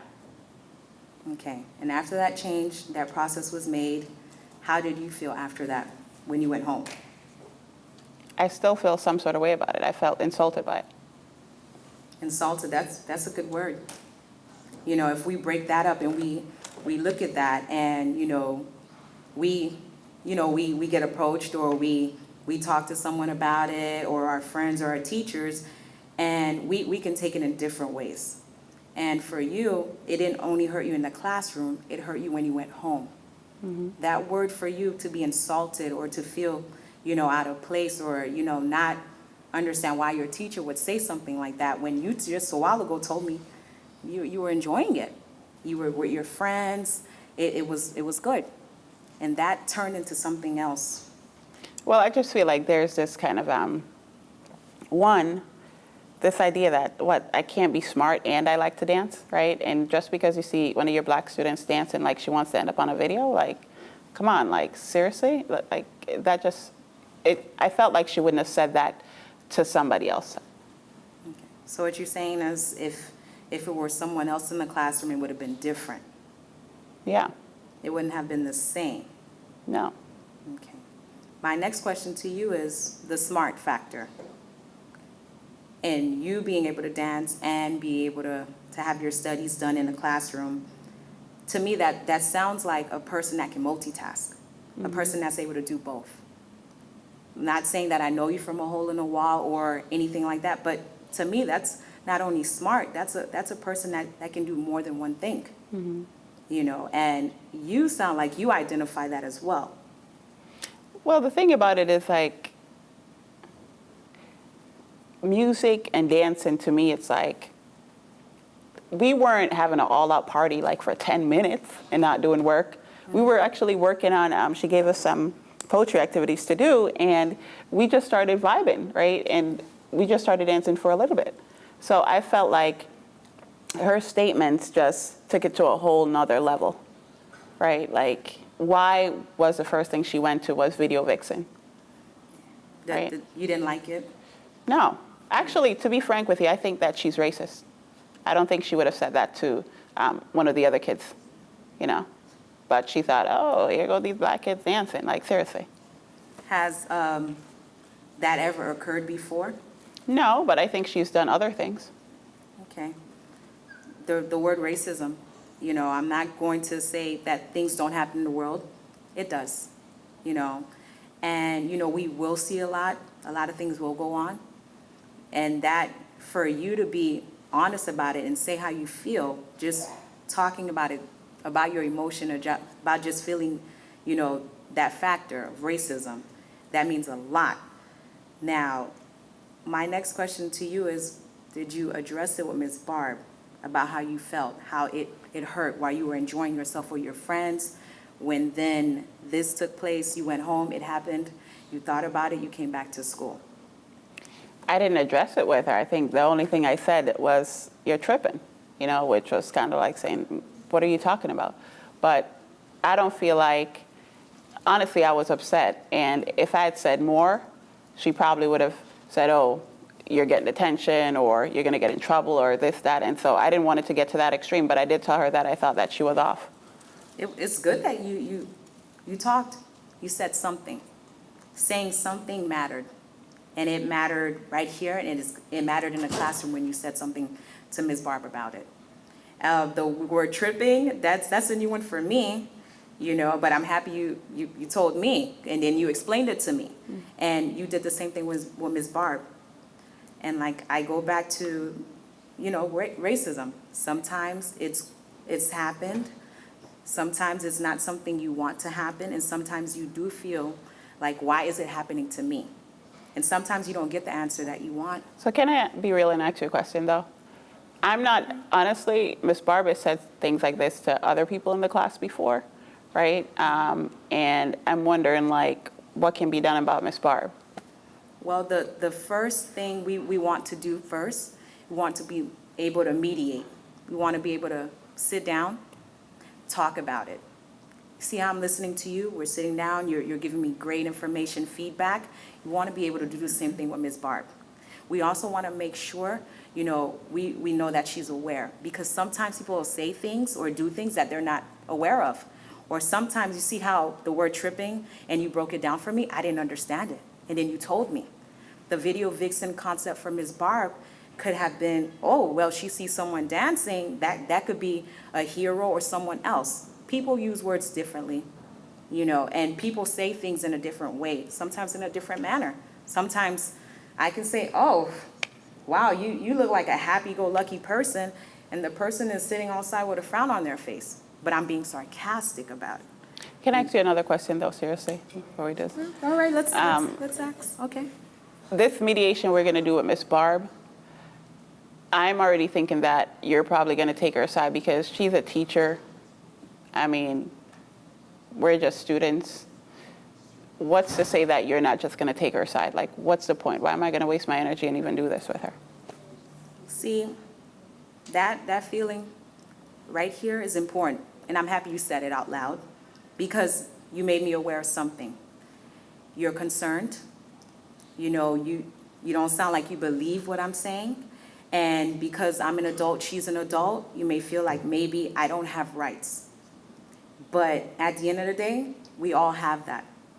It's shown in different ways. Me and Ms. Barb, at first, we're gonna make sure we make it a setting where the environment is comfortable for you. I never want you to feel like you're not comfortable or you're not in a place where you don't wanna speak up for yourself, or you feel as though you're being targeted, or you feel as though, you know, the attention is brought on you negatively.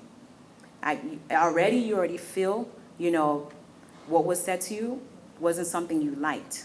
I don't ever want you to feel like that or anyone else. So the factor comes in to make sure you're okay with having Ms. Barb in the room, speaking with you, and with myself. We want to make sure, just like how you're talking to me, we have talking points. And when I say talking points, you be able to talk about how you felt, your feelings, and how you interpreted things, and Ms. Barb will be able to do the same thing. Because just like you, she has a voice too. Everyone has equal rights, and as a student, you have them. As an adult, she has them, or just as regular women or men out there, we both have that, all over. So we're gonna make sure the factor comes into play, equality. So you don't feel like anyone's being biased or you shut down, because I don't want that to happen. Okay. So tell me, how do you feel about hearing that? I know we're still working on the trust factor, of course, but can you tell me how you feel about that? I feel a little better, but I mean, let's see what happens. Yeah. Next session. Don't leave yet. What did it feel like, and what was? Wow.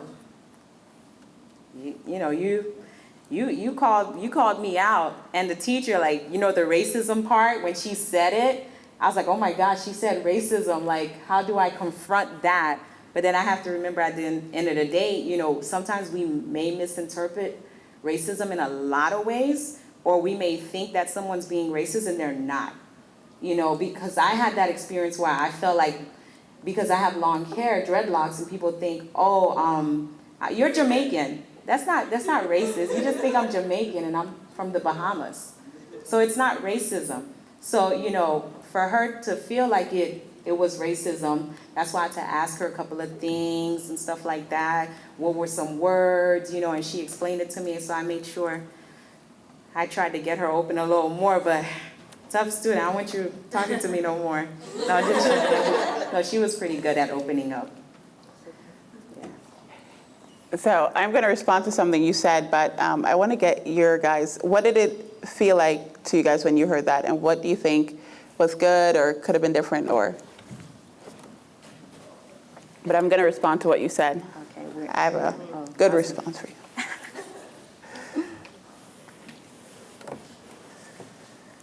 Hello. Hello.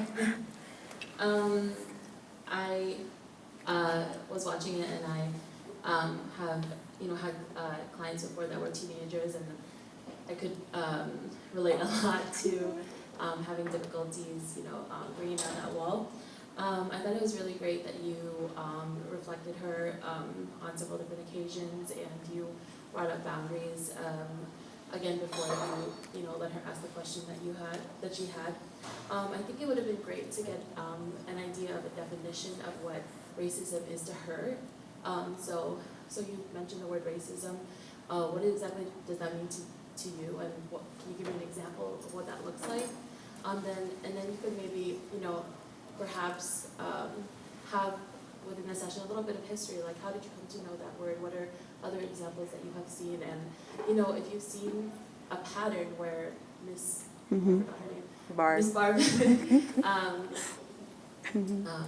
you know, had said something to other students, and, you know, well, it sounds like you noticed a pattern, so, you know, I don't blame you for thinking that, you know, maybe Ms. Barr, you know, had some biases, you know, that makes sense that you noticed a pattern. And so to you know, give her that feeling of like, well, you noticed a pattern, so you made a conclusion about that.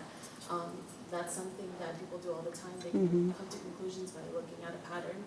And so, you know, I wonder what Ms. Barr, you know, maybe if she were to be asked about that, like what word would she use to describe that, and how might that be different than whatever word it was that you used, and how does that difference in personal definition make a difference in the situation?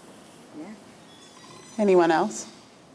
I think one thing, actually, as I was playing that role, and when you said that I think a lot of times we got caught up and kind of might stumble in a trap when we try to define racism as just prejudice, meaning that, or isms as just prejudice, meaning it's one person doing an act.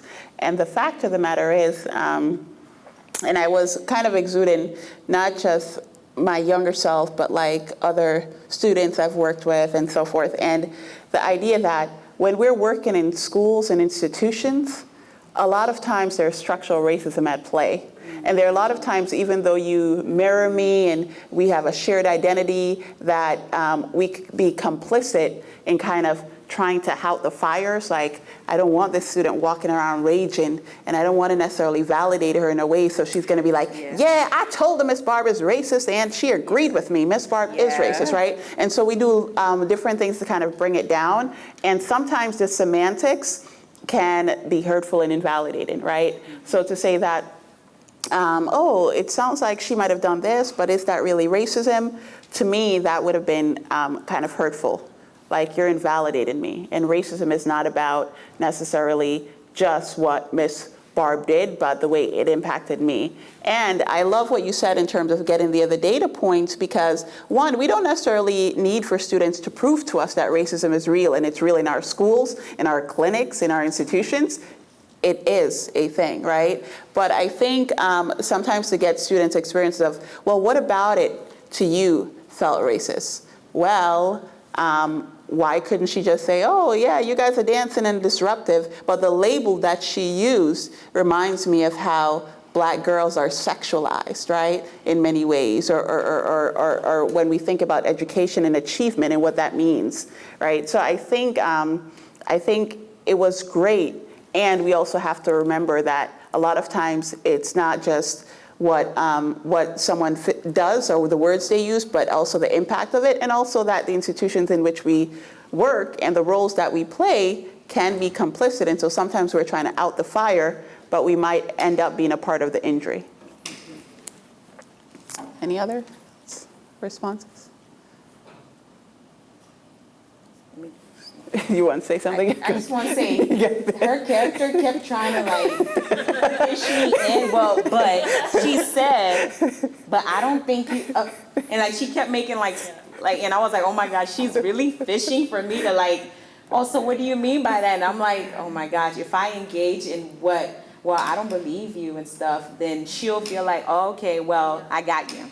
So let's go down that route. So I kept ignoring it, but I'm like, she's bringing it back.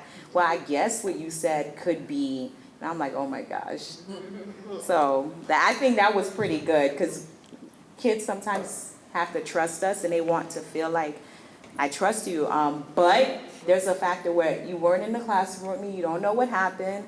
You're lucky I'm talking to you, because I could shut down right now, but I'm telling you, but I need you to also be on my side. Not saying it, but they're looking for that validation sometimes. And sometimes it's hard as a clinician to give it to them, because you don't want like, oh yeah, you're right. Oh, she agreed with me. Yeah, so-and-so. And think that, okay, now the boundary we crossed and we're friends. And you see me now, hey, miss, hey, I'll do therapy with you. Because you think I agree with you. So I think it's also important to remember that too. I would give you the mic, but I'll just talk real loud. We have another here too, but I can run the mic over. No.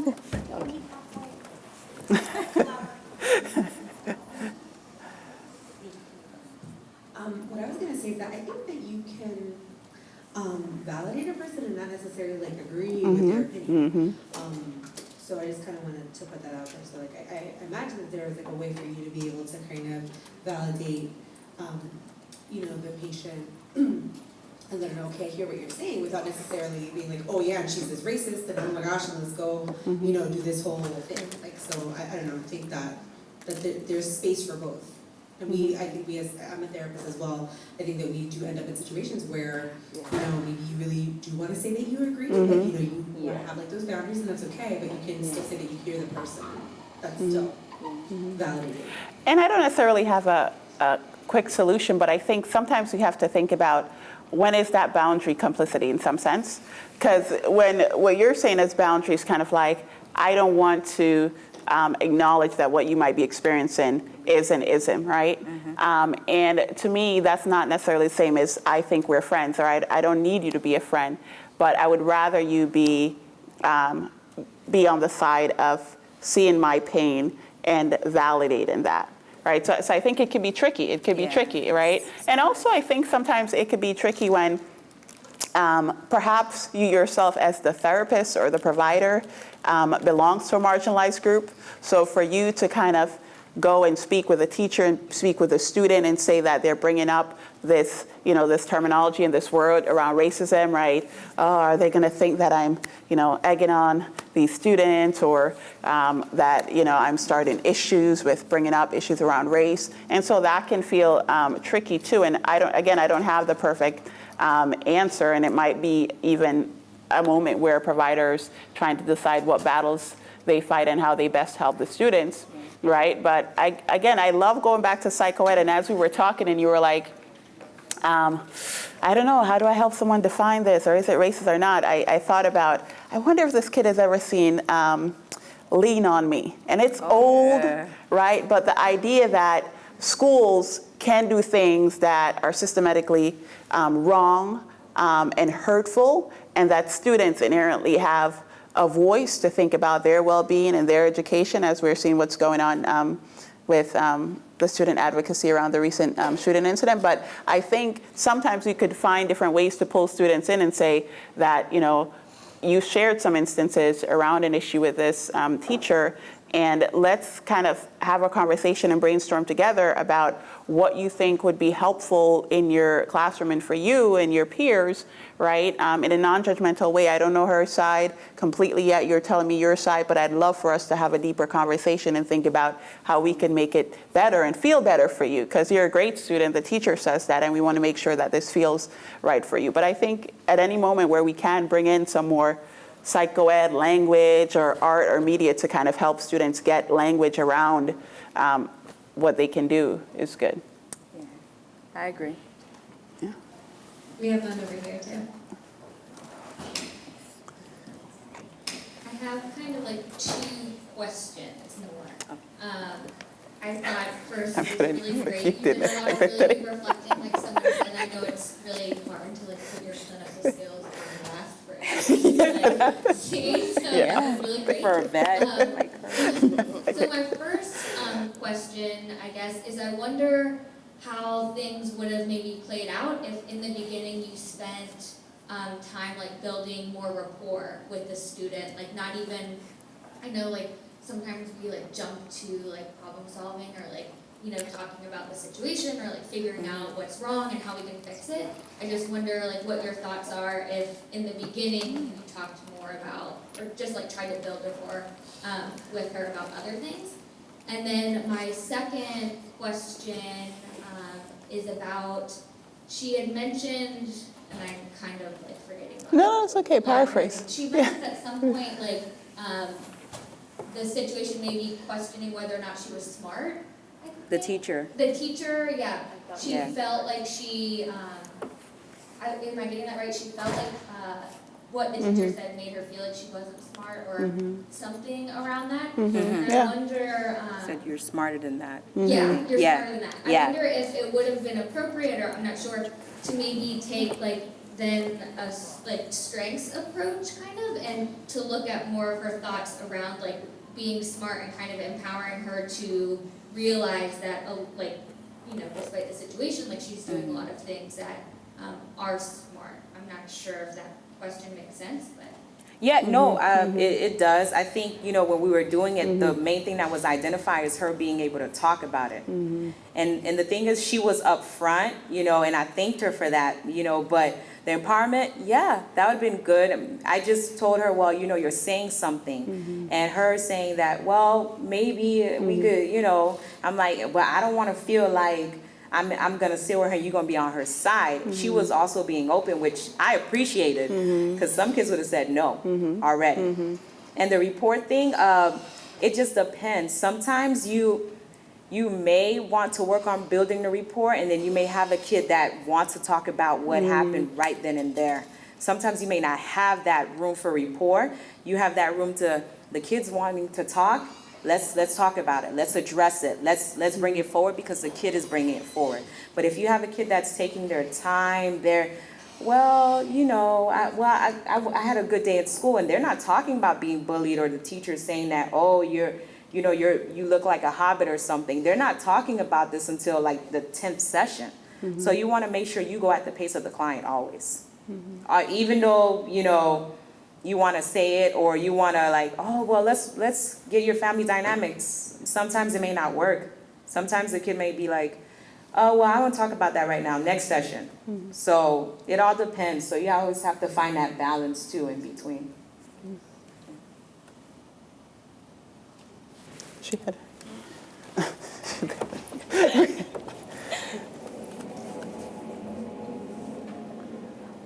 Mine is more like a question, and I have to applaud you. We're also co-workers, not just in the back. But mine is, there was some underlining that I felt like at one point that would prepare the student a lot more, and in terms of the fear. It seems like there was a lot of fear in the student in terms of, you know, in front of an adult or the teacher, and felt like, you know what, it would have been the same, you know, if I was to go in front of the teacher and my voice, it would not have been heard. You did touch on that, but at the end of the day, the student still felt like, you know what, I'll just go with it. But if you were able to build that trust in terms of, we're going to break that fear because I am actually neutral, and this is what it's going to be done. In terms of that big word of mediation, I'm not saying that the student is not smart because we're dealing with that, but sometimes breaking it down and give that positive in terms of, you know, feedback to open more and break that fear, because, you know, did it happen before when that student is going to have, because it is going to happen, it's going to be real again and again, but this time, it's like, I know that if I would go to this person, this is how it's going to be handled. So we take away that fear in terms of, you know, putting it out and talk about it. That's a good one. Thank you. Another thing I would say is that sometimes individuals are not going to be trusting right up front, or even after a little bit of rapport, because like I said, you still represent the institution in many ways. Right? And so I think sometimes we have to leave it at, you know, I understand why you're hesitant and why you're fearful. And perhaps as we go through the process, you'll develop more trust or feel better with it, and let the mediation or the conversation with the teacher, the next steps, kind of be the evidence that they need to build up more trust. But I think it's also okay for students to be skeptical, because believe it or not, more times than not, when they encounter situations like this, it gets swept under the rug, right? So I think that's okay too, and to kind of walk with them and let that be the evidence. The other, if there aren't any more comments, the one other activity that I want you guys to do is actually think about your day and what your interactions look like with students. And I want you to think about what moments are built in that you actually allow for joy and for self-care. So I want you to write those down. And then I want you to think about what could be a change or something that you do. So we talked about the fact that marginalization can be depleting, and that self-care and allowing for there to be rooms or opportunities for joy can be uplifting for students. So I want you to think about how that comes up in your day-to-day right now, and then generate some things that you perhaps want to brainstorm or think about in terms of increasing those moments. Yeah, and then we'll share that out. You were awesome. Thank you. You were awesome. You have to come back to Miami all the time. I'm here in Miami. Thank you. Oh yeah, yeah, you did move. Yeah. So you're coming to Yeah. Thank you. Hi everyone. I'm assuming everyone is counting down the time to when we leave because it's almost the end of the day. But what did people come up with? Like, what are ways that you're making moments for self-care and joy in the work that you do now? And then what do you think you've thought about in terms of potential change or things you'd want to integrate? all back there. We were all talking about it. We kind of have some of the same self-care methods, like going to the gym and stuff. And she said eating, and I said, you know what? You're right. Because we as clinicians don't eat. We're always working. We don't have time. And when we do have the food in front of us, sometimes we forget to eat it because we're thinking about that one client. See, she gets me. I think about that one client. So I said to myself, yeah, we don't have enough of that self-care. Because we forget about ourselves when we're busy helping and supporting and providing the resources and needs to our other clients. So I thought hers was awesome. And I put mine down for eating too. Making a point to sit down and have lunch without work, without just, making it a point to actually sit down and have my lunch and not think about work, not do work, not answer emails, just sit down and eat for at least half an hour. Because oftentimes, I work in the community, we work in the community, so we're going from household to school to this to that, and it's hard. It's hard. So there's times where I have lunch in my car as I'm driving. And so if I can try to make it a point to just sit down and have lunch, that's something. What I could improve on is going to the gym more often. That's something that used to be a big part of my self-care, and now I feel like I'm out of shape. So making it a point to do that and doing yoga, that's something that I also enjoy very much. So just making it a point to incorporate those things back into my life. Thank you guys for sharing that. So it's interesting that you guys spoke about that because I neglected you guys in part, right? I'm always talking self-care in terms of the client part, but really about the providers, right?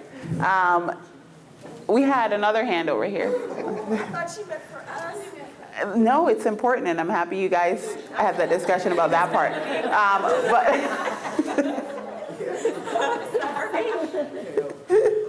About the client? Yeah, it was about the clients. Go ahead. Oh boy, nobody knows about the client. I do engage myself with the clients for self-care, but it's a little bit of both. So a lot of times what I've asked other people to do, I work in a school setting, so a lot of times what I ask teachers to do or students to do, I participate as well. So for example, we have stress relief on the courtyard. So one time I was really tense and frustrated. So I decided to play musical chairs with the kids. I have sand in my room, I have things, so sometimes I grab it or I sit on the other side of the desk and I sit there and play with the stuff with the kids or play with Play-Doh or whatever that we have, so I do those things. And sometimes I get out of the environment and I go walking around to other classrooms to see different sides of the school or teachers and check in with people so that I can have an adult conversation with them. And then taking time that moment to eat and either close my door, just being quiet. And if it happens to be, because sometimes you don't get an opportunity to be alone, I'll either walk about or sit in my office. And if I'm just eating, I'm just sitting there listening. And then before work, I have to get myself in a zen space. So I do music, and if I have to do it during school, I do it as well. And when the kids are in, I make requests to hear my type of music because I don't want to necessarily hear all of theirs, so we go back and forth. So that I can get a moment of my little happiness and we can kind of share that together. So I really engage in the process with everybody else because we all got to work together and I have to be a part of practicing what I preach and then modeling it for them. So I get a joy out of that part. Nice. I saw another hand over here. Did I not? No? Oh, there are three over here.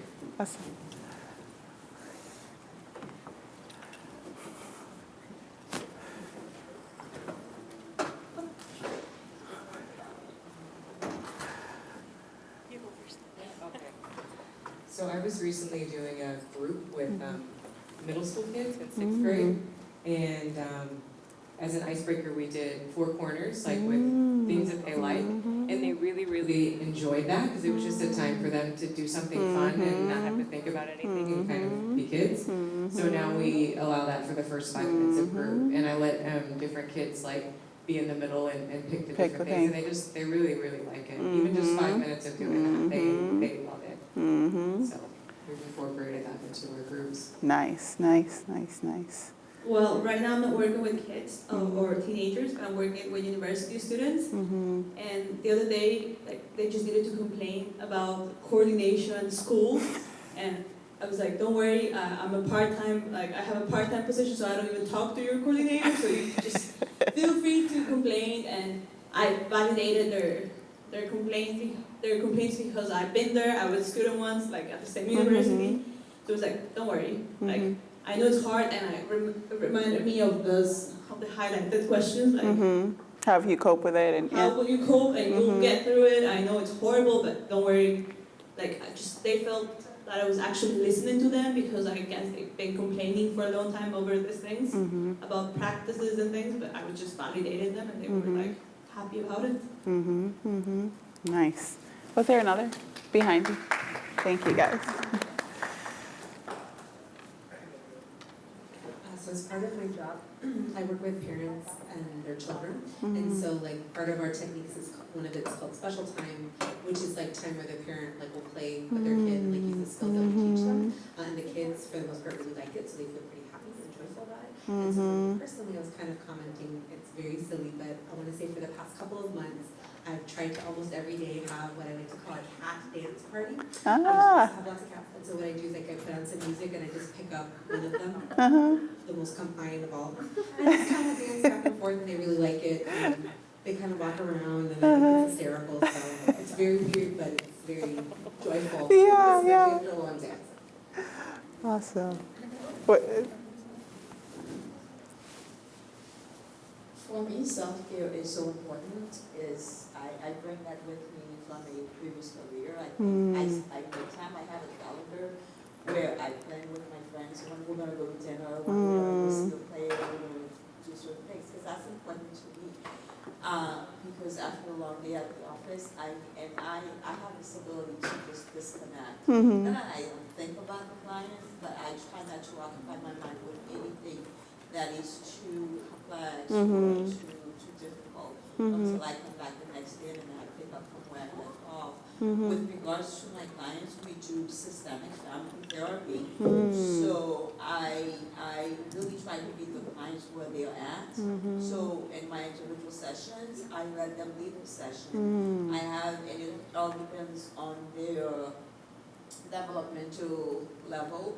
So I have a kid who's a little bit older, but he wanted to do music therapy, so we did. And I find that we have the same, we share the same taste in music, because he's listening to all that old stuff, like Michael Jackson and stuff. Like, wow, okay, so Nice. that was good. And so I also encourage families to designate whether it's one time a week or one time a month, where we are going to do something together that allows the family to kind of get closure and find out about each other's taste, what they like, what they don't like, whether it's food or what have you, something that they do together that keep them talking with one another without having everybody having their cell phone. Excellent points. Was there another? Oh.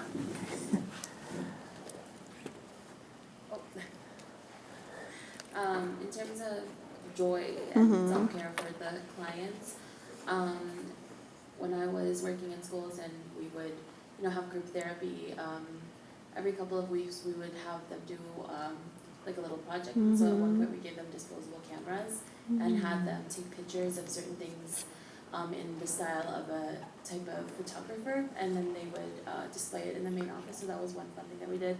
And then usually I would have clients who love music or love to read.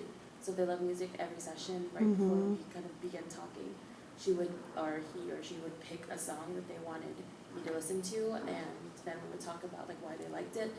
or another one would be like telling me about like a chapter of a book you read and like what character you related to the most, and then that would kind of gauge how the session would go, and that was kind of the time spent of just letting them talk and giving them that attention that they maybe don't always get from other people. So that's what I did. Beautiful, beautiful. There is one thing I'd like to say before I wrap up. We're ending at 5, right? Yeah, I could wrap up. Yeah.